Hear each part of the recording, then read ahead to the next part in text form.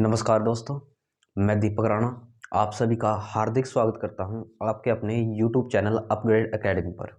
जैसा कि प्यार दोस्तों, आप सभी को पता होगा, फिलहाल हमने 3 दिनों तक हिंदी व्याकरण के ऊपर डिस्कस किया था अभी, ठीक है, जिसमें मैंने आपको उपसर्ग और प्रत्यय को विद एग्जाम्पल्स जो प्रीवियस ईयर में पूछे गए हैं दे देकर आपको जो भी वे कॉन्सेप्ट थे, ठीक है ना, उपसर्ग और प्रत्यय से रिलेटेड उनको कवर किया था। अब हम भाई 2 दिनों तक डिस्कस करेंगे अपनी इंग्लिश ग्रामर, फिर ऐसे 3 दिनों तक अपना मैथ के ऊपर डिस्कस करेंगे भाई। और इंग्लिश ग्रामर में भी मैंने आपका जो नाउन वाला टॉपिक था, ठीक है, उससे रिलेटेड जितने भी हमारे रूल थे उनको मैंने यहाँ पे डिस्कस किया था भाई। और मैंने बोला था जब भी हमारे नाउन कंप्लीट हो जाते हैं भाई, ठीक है ना, तो मैं आपके सामने उनसे रिलेटेड जो एरर है एग्जाम के अंदर पूछे जाते हैं, किस तरीके से हम उनकी पहचान करते हैं, वो लेकर आऊँगा। आज हम इस वीडियो में नाउन से रिलेटेड जो एरर है भाई, ठीक है ना, कैसे पहचाने जाते हैं भाई, ठीक है ना, उन रूल के आधार पर आपको यहाँ पे उनकी पहचान करनी है। आप चाहे तो मैं 1 बाय 1 करके यहाँ पे एरर लिखूंगा, मतलब उनमें से एक पार्ट में आपको एरर मिलेगा और आप अपने आंसर का कमेंट कर सकते हैं। और दोस्तों, मैंने आपसे शुरू में ही बोला था कि भाई ये नहीं होता कि यदि हम हिंदी व्याकरण पढ़ रहे हैं कि भाई 80% पे ही, मतलब 100 के 100% पे ही आपका रूल लगे। 20 से 30% ऐसा होता है जिसमें हमारी मेहनत होती है, प्रैक्टिस होती है। ऐसे ही इंग्लिश में होता है भाई। इंग्लिश में ऐसा नहीं होता कि भाई हमारा 100 के 100% पे रूल लगे, ठीक है ना। जो रूल लगते हैं वो हमारे 60 से 70% पे लगते हैं। जो आपको बचता है भाई 30 से 40%, उसके लिए हमको मेहनत करनी पड़ती है, प्रैक्टिस करनी पड़ती है भाई, ठीक है ना। आप घबराइएगा मत, हम यहाँ पर इतने एग्जाम्पल्स कर लेंगे, एरर की प्रैक्टिस कर लेंगे कि आपको कोई भी प्रॉब्लम नहीं होगी भी नाउन में जिस भी पार्ट में एरर हुआ। तो चलिए दोस्तों, स्टार्ट करते हैं हम। आज रहेगा हमारे पास टॉपिक स्पॉटिंग एरर, यानी जो नाउन से रिलेटेड रहेंगे। यदि आपने नाउन वाली वीडियोस नहीं देखी है तो पहले जाकर प्लीज़ देखिए, क्योंकि उसमें आपको रूल्स का पता होगा और रूल्स के बिहाफ पे आप इन में जो भी एरर होगा उनकी पहचान कर पाएंगे। तो चलिए स्टार्ट करते हैं। ये रहेगा हमारे पास भाई स्पॉटिंग एरर्स से रिलेटेड। और ये एरर्स किसके होंगे? जो हमने अभी अपना टॉपिक कवर किया था, नाउन। अभी मैं यहाँ पे 1 बाय 1 करके आपके सामने एग्जाम्पल लिखूंगा, ठीक है ना। आपको अपना आंसर कमेंट करना है और फिर अपना मैच करना है कि भाई आपके कितने क्वेश्चंस के कितने क्वेश्चन के आंसर सही थे भी। तो देखिए, पहला एरर मैं आपके सामने लिखता हूँ। आपको डिफाइन करना है, बताना है कि भाई किस पार्ट में एरर रहेगा। अब मैं यहाँ लिखता हूँ कि भाई ही एक्टेड नॉट, यहाँ लिखा मैंने ही एक्टेड नॉट। यहाँ से मेरे पास फर्स्ट पार्ट है ये यहाँ तक का, और यहाँ से सेकंड पार्ट स्टार्ट होता है एज पर माई एडवाइस। यहाँ से सेकंड पार्ट स्टार्ट है एज पर माई एडवाइस। और आगे हमारे पास होता है भाई इसका तीसरा पार्ट स्टार्ट। तीसरे पार्ट में क्या बोल रखा है इन्होंने? बट समबॉडी एल्स, ठीक है ना, बट समबडी एल्स। और ये है मेरे पास पार्ट नंबर सी। तो आपको बताना है कि भाई किस पार्ट में इसमें एरर रहेगा, ठीक है ना। इसके ए पार्ट में एरर होगा, या फिर इसके इस बी पार्ट में एरर होगा, या इसके सी पार्ट में एरर होगा। देखिए, ये ए पार्ट का एरर है, जिसको नहीं पता है जो पहली बार कर रहा है। ये अपना बी पार्ट का एरर है, ये सी पार्ट का एरर है, और आगे लिख सकते हो आप नो एरर वाला डी ऑप्शन भी, ठीक है। तो अब इसमें पहचान करिए कि भाई कौन से पार्ट में हमारा एरर रहेगा। अब देखते हैं भाई, जल्दी से आप अपना आंसर कमेंट कीजिए। अभी यहाँ देखते हैं, पहले हम अपने फर्स्ट पार्ट को चेक करते हैं। ही एक्टेड नॉट, कोई ऐसा फर्क नहीं पड़ रहा है अभी। एज पर माई एडवाइस, ठीक है। यहाँ चेक करना, क्योंकि हम नाउन से रिलेटेड एरर की जांच कर रहे हैं तो थोड़ा हम नाउन पे फोकस करना है। यहाँ एडवाइस है, कई बार यहाँ पे आपको एडवाइस की जगह क्या दे देगा, एडवाइस लिख के दे देगा। और यहाँ यदि एडवाइस होता तो आपको चेक करना पड़ता कि यहाँ नाउन की जगह वर्ब लगा देता और आना आपका नाउन चाहिए था, तो इस पार्ट में भी एरर हो सकता था। बट क्या है, अभी इसमें कोई एरर नहीं है, क्योंकि एडवाइस आपका क्या था, एक नाउन था। आगे हम चलते हैं इसके नेक्स्ट पार्ट में, बट समबडी एल्स।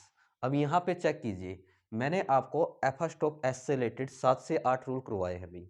उसमें मैंने बताया है यदि आपके पास क्या हो, देखिए, यदि आपके पास खाली ये मिले, नो वन, समवन, एवरीवन, या फिर आपको क्या मिले, नोबडी, समबडी, या फिर एवरीबडी,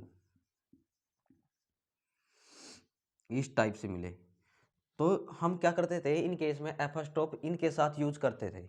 बट मैंने उससे ही नेक्स्ट रूल आपको ये बताया था, यदि इन वर्ड्स के साथ किसका यूज कर दिया जाए, इन वर्ड्स के साथ यदि एल्स वर्ड का यूज कर दिया जाए, तो हम एफस्टॉप इनके साथ ना लगा कर किनके साथ लगाएंगे, एल्स के साथ लगाएंगे, क्या, एफस्टॉप एस। अब यहाँ पे देखिए भाई, समबडी है, बहुत से सोचेंगे कि भाई यहाँ पे तो वो ही रूल फॉलो कर रहा है, अभी समबडी, नोबडी, एवरीबडी मतलब पड़ा हुआ, तो यहाँ पे हमारा एफस्टॉप एस आना चाहिए था, लेकिन बट आपको रुकना है, यहाँ पे आपका एल्स भी लगा हुआ है।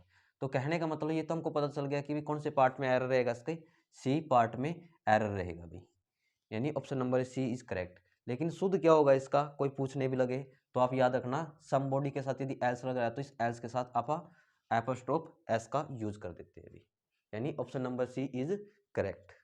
ऐसे आप वन बाय वन करके अपने आंसर्स को कमेंट कर सकते हैं अभी। ये था भाई हमारे पास फर्स्ट एरर। अभी मैं लिखता हूं आपके पास इसमें second example.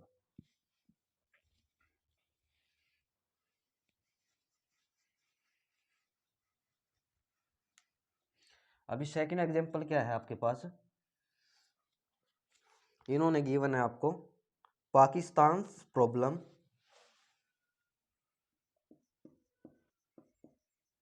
Pakistan, first of S का यूज है यहाँ पे भाई, प्रॉब्लम्स, और यहाँ से आपका सेकंड पार्ट स्टार्ट होता है, are also as, are also as, और यहाँ से फिर हमारा नेक्स्ट पार्ट स्टार्ट होता है, सीरियस एज, और यहाँ से फिर हमारे पास नेक्स्ट पार्ट स्टार्ट होता है दैट ऑफ इंडिया। यहाँ लिखता हूँ मैं दैट ऑफ इंडिया। अभी आपको अपने आंसर का कमेंट करना है कि इन चार पार्ट में से किस पार्ट में आपका एरर रहेगा। मैं एक बार रिपीट कर देता हूँ, मैंने लिखा Pakistan problems are also as serious as that of India. तो बताइए कि मुझको ए पार्ट में एरर है, बी में है, या सी में है, या डी में है। अभी देखिए दोस्तों, यदि हम थोड़ी सी इसकी समरी करें भाई, हिंदी करें, इन्हें क्या लिखा है, जो पाकिस्तान की समस्या है ना, are also as serious as that of India, इतनी ही सीरियस है भाई जितने की अपने भारत की है। तो इसमें आप क्या याद रखिएगा, ठीक है ना, इस टाइप का वैसे मैंने कोई रूल नहीं बताया है आपको, यदि आपको पता है फिर भी तो आप अपने आंसर का कमेंट कर सकते हैं।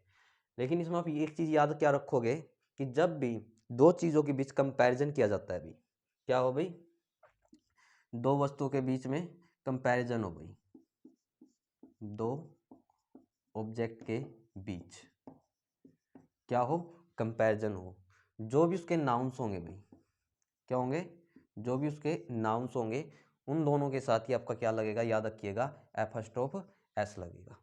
अब देखिए कंपैरिजन किस किसके बीच में कर रहे हैं हम, आप बोलोगे पाकिस्तान, और एक कंपैरिजन कर रहे हैं हम इंडिया के साथ। किन किन के साथ कंपैरिजन है, पाकिस्तान और इंडिया के साथ कंपैरिजन है। बट एफस्ट्रोफ मैंने क्या बोला है कि भाई आप दोनों ऑब्जेक्ट के बीच जब कंपैरिजन हो तो दोनों नाउन्स के साथ ही आप एफस्ट्रोफ एस का यूज करोगे। यहाँ तो आपको ठीक है, अभी एफस्ट्रोफ एस है, बट हम बात करें यहाँ इस डी पार्ट की, तो इंडिया के साथ कोई एफस्ट्रोफ एस तो नहीं है, वैसे करेक्ट ऑप्शन रहेगा इसका डी।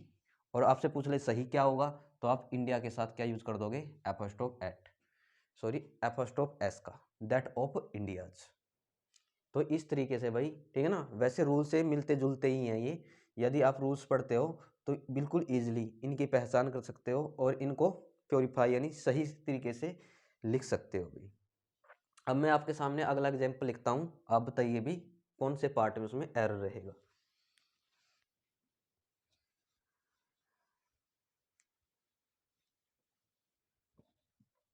नेक्स्ट है हमारे पास, मैं यहाँ पे लिखता हूँ कि many of the questions, many of the question, यहाँ तक आपका पहला पार्ट था भी, यहाँ से सेकंड पार्ट स्टार्ट होता है। आगे लिख रखा है appeared in this question paper, appeared in this, इसको मैं कर लेता हूँ रब,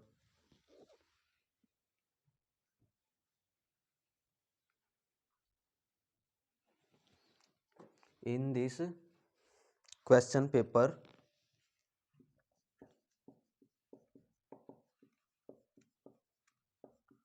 और आगे लिख रखा है इन्होंने,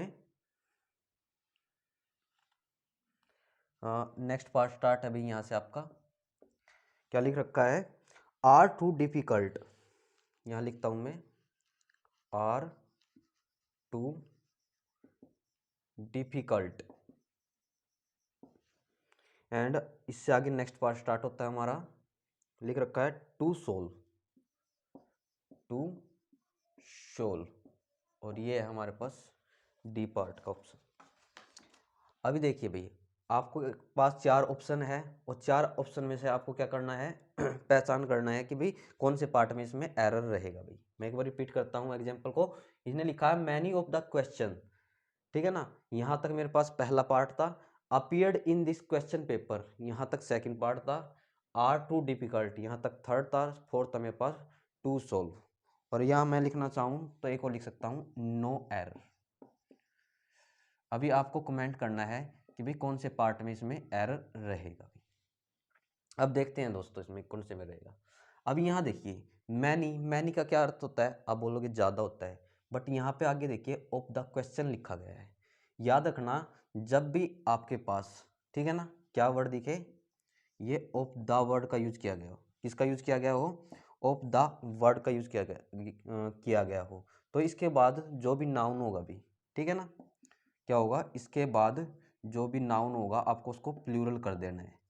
प्लूरल का मतलब क्या होगा, क्वेश्चन की जगह क्या आएगा आपका यहाँ पे क्वेश्चंस आएगा भी, और क्या लिखा हुआ उन्होंने, आप बोलोगे क्वेश्चन लिखा है, यानी option number A is correct, यानी ए पार्ट में तो इसके एरर है। बट कोई आपसे पूछे कि भी सही करके बताइए क्या बनेगा, तो क्वेश्चन की जगह आप कर दोगे क्वेश्चन। तो इस तरीके से हमको क्या करना है, थोड़ा सा समझना है, अपने रूल्स को ध्यान में रखना है और अपने एरर की पहचान करनी है। अभी इसमें मैं आपके सामने और एग्जांपल्स लिखता हूं, आपको डिटरमाइन करना है।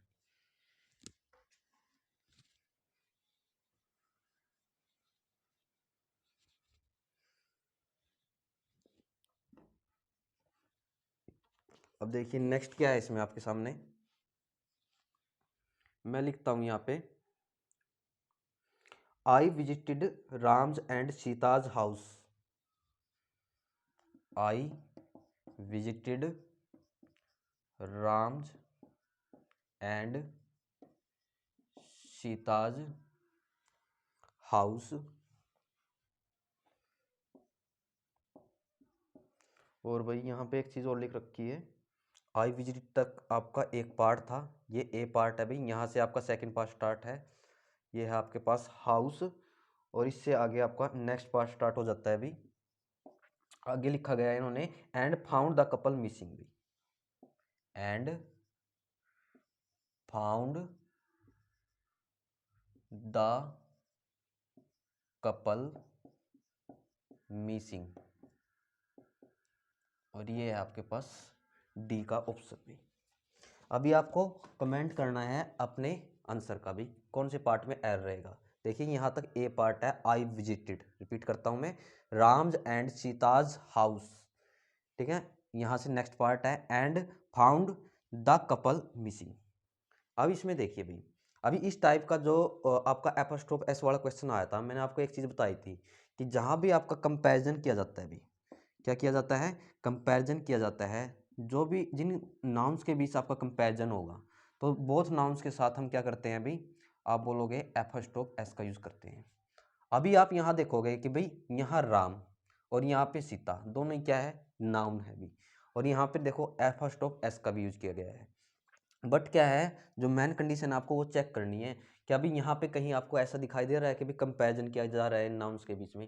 I visited Ram's and Sita's house and found the couple missing. Normal बात की गई है कि भाई जब मैं राम और सीता के घर पे गया तो ऐसा पाया गया कि भाई दोनों के दोनों कोई भी घर में नहीं थे, भाई वो मिस थे, घर से बाहर गए हुए थे। अभी एक इसमें आप क्या एक रूल याद रखोगे, नोट डाउन भी कर सकते हो कि जब, ठीक है ना, जब किसी सेंटेंस में, वाक्य में एक ऑब्जेक्टिव, क्या बताया गया हो भी, एक ऑब्जेक्टिव, एक ऑब्जेक्टिव यानी एक उद्देश्य बताया जाए भी, बताया जाए, तो क्या होगा, जो आपका लास्ट वाला नाउन होगा केवल उसी के साथ ही एपोस्ट्रोफ एस का यूज करेंगे।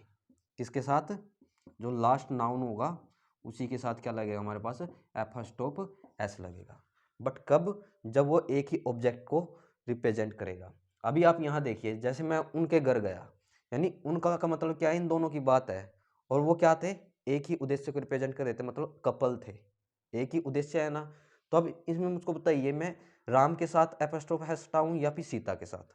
मैंने बोला जो आपका लास्ट वाला नाउन है केवल उसी के साथ एपोस्ट्रोफ एस लगेगा, मीन्स राम के साथ एपोस्ट्रोफ एस नहीं आएगा। इसमें क्या लिखा जाएगा, राम एंड सीताज हाउस, और पूछ ले कौन से पार्ट में आया था, बी में, और शुद्ध पूछ ले तो सीता के साथ रहेगा भी। तो इस तरीके से हमको क्या करना है, अपने एरर की पहचान करनी है।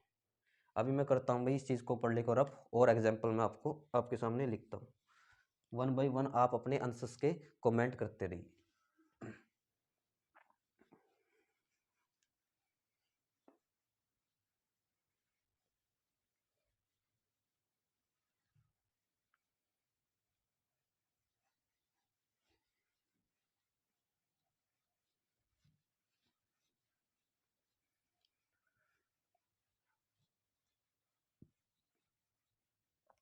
अभी देखिए भाई, नेक्स्ट एग्जाम्पल क्या था हमारे सामने, इन्होंने लिख रखा है ऑल द गर्ल्स स्टूडेंट, ये लिख रखा है ऑल द गर्ल्स स्टूडेंट्स,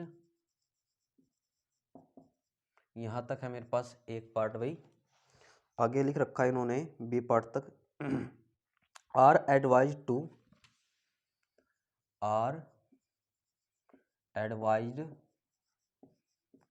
यहाँ तक है मेरे पास दूसरा पार्ट, और आगे होता है नेक्स्ट पार्ट स्टार्ट। आगे लिख रखा है इन्होंने अटेंड द मीटिंग पॉजिटिवली भी, अटेंड द मीटिंग,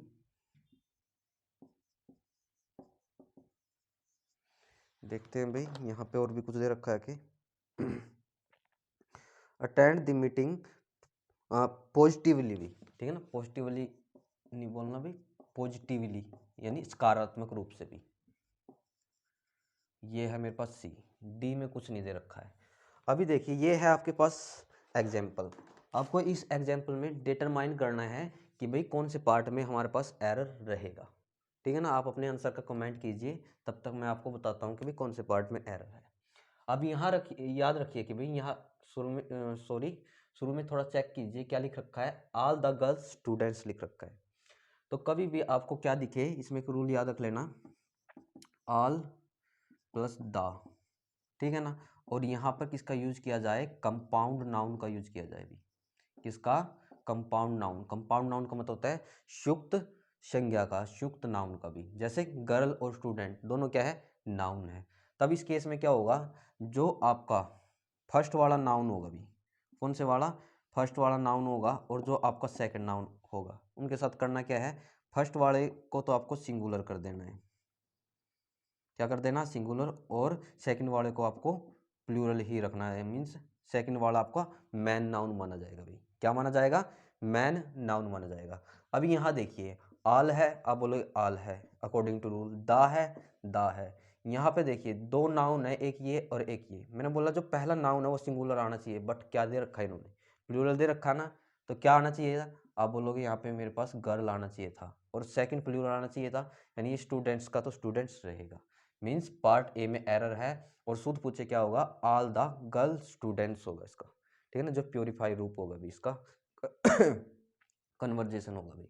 तो इस रूल्स के हिसाब से आप क्या कर सकते हो, डिटरमाइन कर सकते हो अपने एरर को भी। अभी देखिए मैं करता हूँ इसको रब और मैं लिखता हूँ आपके सामने और एग्जाम्पल्स भी। देखिए भाई इसमें क्या है भाई, ऐसा मत समझिएगा कि भाई बहुत देर में एक हो रहा है, इससे आपके कई रूल कवर हो रहे हैं साथ के साथ। जैसे मैं एग्जाम्पल लिखता हूँ आपके सामने,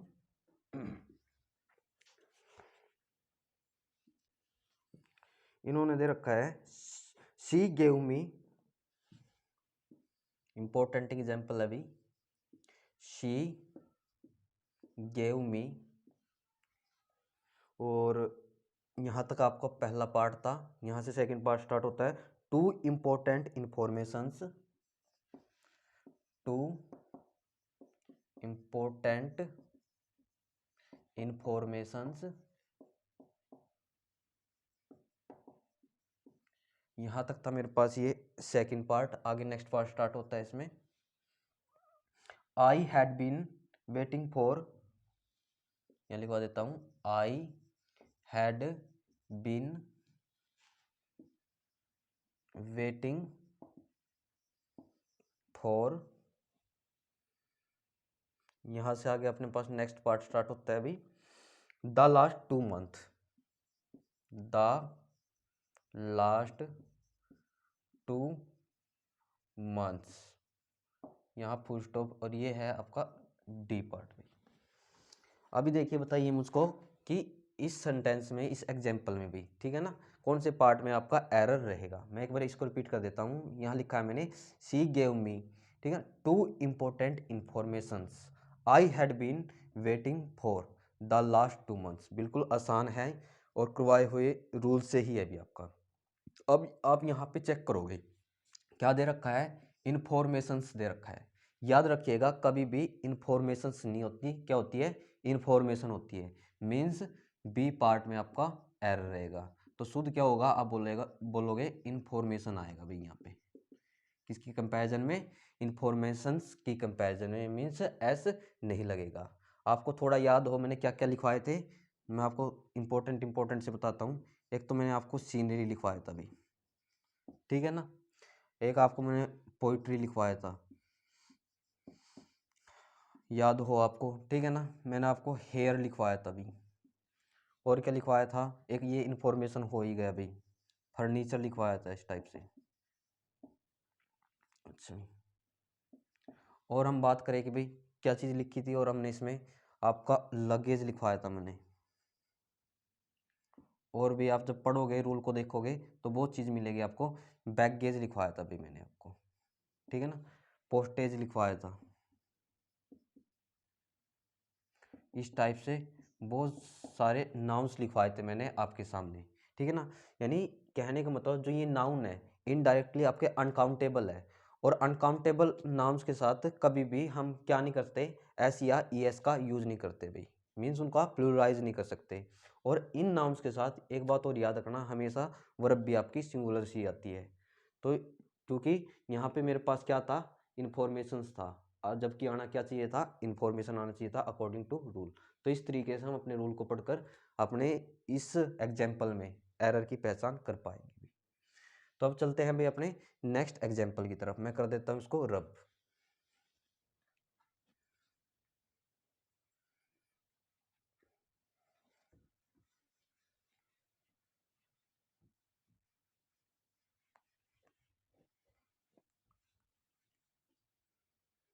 अभी देखिए भाई नेक्स्ट एग्जाम्पल क्या है मेरे पास,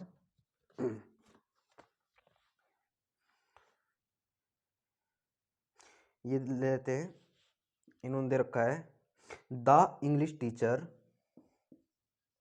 यह लिखता हूं मैं, द इंग्लिश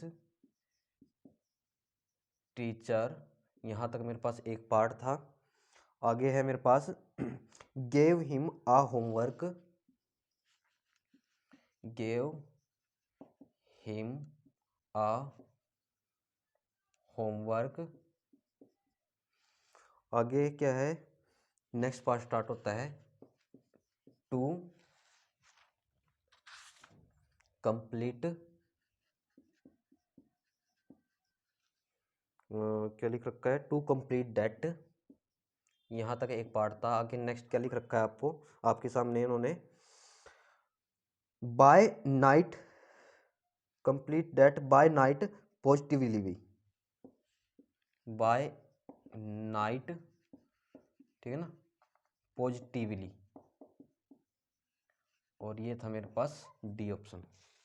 अभी आपको बताना है कि इसमें से किस पार्ट में हमारे पास एरर रहेगा। मैं आपके एग्जांपल को रिपीट करता हूँ। लिखा है the English teacher gave him a homework to complete that, यहाँ से सी ऑप्शन स्टार्ट है भाई हमारे पास, खत्म है भाई, और यहाँ से डी ऑप्शन स्टार्ट है बाय नाइट पॉजिटिवली भी। अभी आपको डिटरमाइन करना है अभी कौन से पार्ट में एरर है। आपको बिल्कुल इजिली से ही दिखाई दे रहा होगा कि यदि आपने थोड़े बहुते भी नाउन पढ़े हैं अभी। अभी यहाँ पे देखिए बी पार्ट में आइए, यहाँ क्या लिखा है, आ होमवर्क लिखा है। मैंने अभी कुछ देर पहले आपको एक बात बताई थी, यदि आपको ध्यान हो, होमवर्क का मतलब क्या होता है, आप बोलोगे होमवर्क का मतलब होता है गृह कार्य। सभी को पता है ना इस बात का भी, क्या होता है, गृह कार्य होता है भी।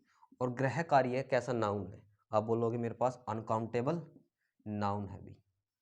अनकाउंटेबल नाउन ऐसा नाउन होते हैं जिसे हम क्या नहीं कर सकते, गिन नहीं सकते भी, या इनडेफिनेट काउंटेबल नाउन भी बोल सकते हैं इनको भी। अब बट क्या है, इन्होंने लिख रखा है कि भी आ होमवर्क, लेकिन ये तो गिन के बता रहा है भाई इसको, आ होमवर्क, एक होमवर्क। क्या आप कभी गिन सकते हो भाई अनकाउंटेबल नाउन को? तो आप जवाब दोगे हम इनको जब गिन ही नहीं सकते हैं, तब इनके आगे याद रखना, तब हम अनकाउंटेबल नाउन के साथ न तो ए का यूज कर सकते हैं और न ही एन का। तो यहाँ पे क्या है भी, हम बोलेंगे बी पार्ट में वैसे एरर है, तो पूछ ले भी सही क्या बनेगा, तो ये ए नहीं आएगा भी। बात आई समझ में? जैसे आपका होमवर्क होगा, मैं बोल दूं स्कूल वर्क होगा, हो गया अभी आपके पास, ठीक है, या खाली मैं बोल दूं वर्क हो गया अभी। ये सभी आपके अनकाउंटेबल की कैटेगरी में है। इनके साथ याद रखना, यदि आपका आर्टिकल में भी एरर आ जाए कभी भी, ए और एन कभी नहीं लगाना है। हाँ, हम वहाँ पे डेफिनेट आर्टिकल दा जरूर लगा सकते हैं अकॉर्डिंग टू सिचुएशन, बट यहाँ पे आपका ए या एन नहीं आएगा। तो option number B is correct भी इसका। चलिए मैं इसको रफ करता हूँ और एग्जाम्पल्स आपके सामने यहाँ पे लिखता हूँ, आप बताते जाइएगा भाई।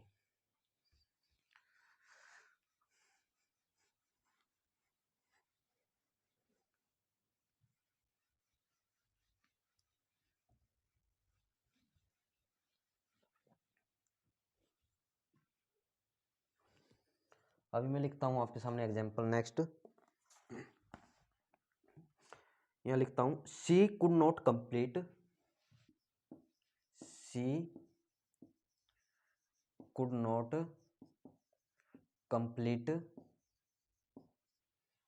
यहाँ तक हमारे पास ए पार्ट था भी, और आगे बी पार्ट स्टार्ट होता है, even the two third, even the two third, और आगे हमारे पास नेक्स्ट पार्ट स्टार्ट होता है इसमें, मैं इसको लिखवाता हूँ यहाँ पे भी आपका, of the book, of the book. आगे है हमारे पास भाई नेक्स्ट पार्ट यहाँ से स्टार्ट होता है, आउं टू हर बिजी शेड्यूल भाई, owing to her busy schedule, SHEDULE, और ये है मेरे पास डी पार्ट भाई। अभी आपको डिटरमाइन करना है, बताना है कि भाई कौन से पार्ट में इसके एरर रहेगा। मैं एग्जांपल रिपीट कर देता हूँ इसका। मैं लिखा she could not complete even the two third of the book owing to her busy schedule भाई, ठीक है ना। कहने का मतलब यदि हिंदी भी मैं बताने लगूँ, सी कुड नॉट कंप्लीट, वह पूरा नहीं कर सका, इवन इसके बावजूद, टू थर्ड यानी दो तिहाई भाग किसका, ऑफ द बुक, पुस्तक का, आउं टू हर बिजी शेड्यूल, ठीक है ना। इतना बिजी क्यों नहीं कर सका, क्योंकि जो उसका शेड्यूल था वो बहुत ज़्यादा बिजी था, व्यस्त था। अभी आपको बताना है कि भाई कौन से पार्ट में इसमें एरर रहेगा। अभी देखिए भाई, यदि हम एरर की बात करें, यदि आपको आता है तो अच्छी बात है, तो इसमें रहेगा बी पार्ट में एरर है। और बी पार्ट में कहाँ पे एरर रहेगा, ये रहेगा आपका 2/3 में, ठीक है ना। तो अब इसको हम कैसे याद रखें, तो मैं बताता हूँ, इसका जो रूल लिखवाता हूँ, आप नोट डाउन भी कर सकते हैं, ठीक है ना। यानी आप ये मत समझिए कि भाई हमारे कम हो रहे हैं, इससे आपके बहुत सारे रूल कवर होते जा रहे हैं अभी, ठीक है ना, जो मैंने शायद छुड़वा दिए हो भी, लेकिन मैंने अपनी तरफ से उसमें भी लगभग लगभग सभी ही करवाए थे। अब रूल के अकॉर्डिंग क्या करना है आपको, जब क्या हो, किसी ऑब्जेक्ट के भाग की बात हो गई, क्या हो, किसी ऑब्जेक्ट के पार्ट के भाग की बात हो गई, बात हो, तो जो उसका, ठीक है ना, जो उसका क्या है अभी, कुल पार्ट है अभी, यहाँ पे मैं कुल और लिखवा देता हूँ, नेक्स्ट उसमें कुल पार्ट के साथ प्लूरल, यानी इसको प्लूरल बनाएंगे, ऐसा लिख लेना आप 1 मिनट के लिए, मैं अभी समझा देता हूँ इस चीज़ को। अब देखिए अभी उसका मैंने ये लिख दिया कुल पार्ट क्या है, कहने का मतलब उसने क्या कर लिया, 2/3 ही कंप्लीट नहीं कर पाया।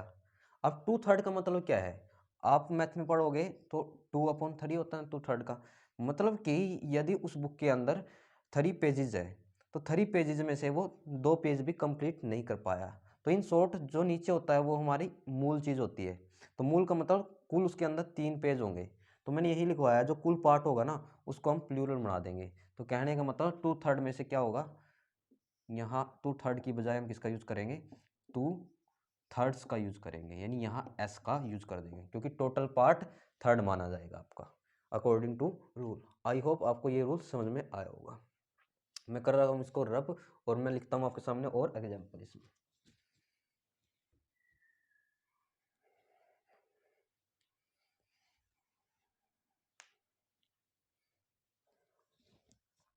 अभी और एग्जाम्पल क्या है इसके अंदर,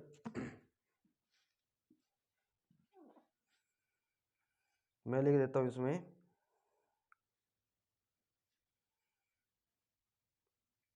ही informed that, he informed that, आगे है मेरे पास, यहाँ से मेरे पास एक पार्ट था, सेकंड पार्ट स्टार्ट होता है, he had lost a packet, he had lost a packet. आगे है अभी मेरे पास नेक्स्ट, मतलब नेक्स्ट पार्ट स्टार्ट होता है यहाँ से, इसमें लिख रखा है of the 100 rupees note, of the 100 rupees notes, ये है मेरे पास डी ऑप्शन इसका भी। अभी बताइए कि भाई कौन से पार्ट में इसमें एरर होगा, और साथ के साथ मैं इसमें एक और लिख देता हूँ इसी टाइप का, क्योंकि दोनों के दोनों हमारे यहाँ पे क्लियर हो जाएंगे, क्योंकि इसके लिए और जो एग्जाम्पल मैं अभी लिखूंगा इसके लिए एक ही लगभग रूल लगेगा आपका। मैं लिखता हूँ यहाँ पे, she has ordered, she has ordered, यहाँ ए पार्ट है मेरे पास स्टार्ट, 2 डजन्स ऑफ कॉपी, या डजन्स जो बोलना आपको, 2 डजन्स ऑफ कॉपीज। आगे नेक्स्ट पार्ट स्टार्ट होता है यहाँ से कॉपीज के बाद, of English book by Mister Gupta, English book by Mister Gupta. और ये है मेरे पास पार्ट नंबर सी है। अभी आपको डिटरमाइन करना है इन दोनों क्वेश्चंस के अंदर, रूल दोनों का सेम है, ठीक है ना, जो इसमें लगेगा वही इसके अंदर लगेगा, बताना है कि भाई कौन सा आंसर इसमें सही रहेगा। अभी अब जिसको पता है अच्छी बात है, तो मैं इसमें बताता हूँ, देखो एक बार मैं रिपीट करता हूँ इसको, ही इन्फॉर्म डैट, उसने सूचित किया कि, he had lost a packet, उसने एक पैकेट खो दिया है किसका, ऑफ द 100 रुपीज नोट्स, यानी 100 रुपए के नोटों का। अब इसमें आप क्या याद रखोगे, एक बात मेरी ध्यान से सुनना भाई। जब भी, ठीक है ना, जब भी आपका ये जो नंबर है 100 रुपीज़ अभी, ठीक है ना, जब इस नाउन का नंबर आपका फिक्स कर दिया जाए भाई, क्या कर दिया जाए, फिक्स कर दिया जाए, तब आपका याद रखना रुपीज़ की बजाय रुपी करोगे आप। कहने का मतलब इसके डी पार्ट में एरर होगा। शायद थोड़ा कम आया हो, थोड़ा मैं इससे बेटर तरीके से इससे समझाता हूँ आपको। इसमें लिखा she has ordered of 2 dozens of the copies of English book by Mister Gupta. मतलब 2 दर्जन कॉपियों की ऑर्डर दे दी गई है, किसके द्वारा, मिस्टर गुप्ता के द्वारा। अब आपको देखना है कि भी कौन से पार्ट में एरर है। देखिए पार्ट नंबर बी में इसके एरर है, और क्या आएगा आपका यहाँ पे डूजन्स की जगह आपका डोजन आएगा भी। क्या आएगा, डूजन की बजाय डोजन आएगा। अब कैसे आएगा, अभी आप पूछोगे कि भाई रीजन क्या है, तो मैं इसके लिए मैंने आपको वैसे रूल भी बताया है, मैं दोबारा फिर आपको बता रहा हूँ, ठीक है ना, कैसे आएगा। मैं इसको 1 मिनट के लिए रब कर रहा हूँ, शायद आपको नीचे ना दिखे।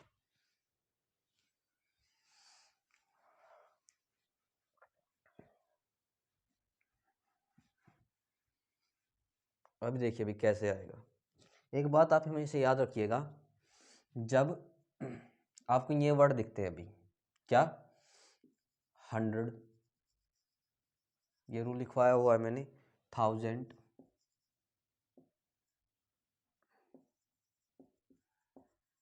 ठीक है ना, इस टाइप से डजन, फर्दर इस टाइप से मिलियन, ट्रिलियन, कुछ भी दिखे भाई, क्या दिखे, इस टाइप से आपको ये नाउंस दिख जाए, तो आप याद रखना, यदि इनसे पहले, किन से पहले, इन ऐसे नाउंस से पहले डेफिनिट, क्या बोला मैंने, डेफिनिट काउंटेबल एडजेक्टिव का यूज हो भाई, क्या हो, डेफिनिट काउंटेबल एडजेक्टिव का यूज हो, तो आपको क्या करना है, इनको प्लूराइज नहीं करना है अभी, मतलब इनके साथ जो नाउन मैंने अभी बताया है, इनके साथ आपको एस या फिर ई एस का यूज नहीं करना है अभी।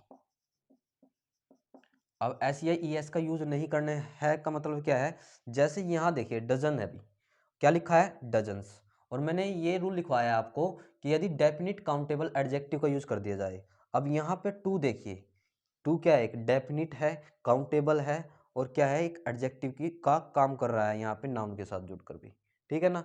और जब ये एक डेफिनिट काउंटेबल एडजेक्टिव है, तो जो आपका ये डूजन होगा ना, मैंने क्या बोला, इसके साथ आपको एस या ई एस ऐड नहीं करना, इसलिए यहाँ पे डूजन्स की बजाय आपको क्या रहेगा, खाली डजन रहेगा भाई। अभी आया आपको समझ में। तो वही जो प्रोसेस आपको इससे प्रीवियस जो मैंने आपको बोला था कि भी सेम कॉन्सेप्ट है दोनों के लिए, इसमें अप्लाई करना है। बट क्या है, इसमें एक चीज और याद रख लेना कि यदि इनसे पहले क्या हो, आपके पास इनडेफिनिट काउंटेबल एडजेक्टिव हो, काउंटेबल तो होगा बट इनडेफिनिट होगा, अनिश्चित होगा, तब इसके साथ हम क्या कर सकते हैं भाई, इन नाउन्स के साथ एस या एस का यूज कर सकते हैं भाई। अभी इनडेफिनिट का मतलब कैसे, जैसे अभी आपको ये पता है, टू डजन्स कॉफी का उसने ऑर्डर किया मिस्टर गुप्ता ने, बट मैनू बोल दिंदा कि भाई जब मैं मेले में गया वहां पे सैकड़ों की संख्या में लोग आए हुए थे। अब सैकड़े जो आप देखोगे, जो सैकड़े थे यानी हंड्रेड्स थे, वो तो आप काउंट कर सकते हो ना, लेकिन वो इंडेफिनिट है कि भाई 100 में कितने हैं अभी, ठीक है ना, 100 है, 101 है, 102 है, 103 है भाई, इस टाइप से। तब उसमें हम क्या कर सकते हैं कि भाई हंड्रेड्स यानी एस का यूज कर सकते हैं, हंड्रेड्स ऑफ पीपल। बट जब यहाँ पे डेफिनिट हो जाए तब हंड्रेड्स वगैरह नहीं करना है, डूजन्स वगैरह नहीं करना है आपको। तो दोस्तों ये थे हमारे पास कुछ इंपॉर्टेंट से बेसिक एरर नाउन से रिलेटेड। आई होप आपको समझ में आए होंगे नाउन से रिलेटेड ये एरर भी।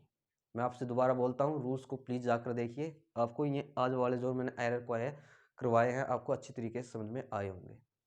कल वाली वीडियो भी हमारे पास स्पोर्टिंग एरर से रिलेटेड रहेगी नाउन के अंदर भी, ठीक है ना। हम इसमें और जो प्रीवियस ईयर में हाल ही के एग्जाम में पूछे गए एरर हैं उनको यहाँ पे डिस्कस करेंगे अपने रूल्स के हिसाब से। तो चलिए दोस्तों, मिलते हैं नेक्स्ट वीडियो में नए एरर्स के साथ। Thank you very much.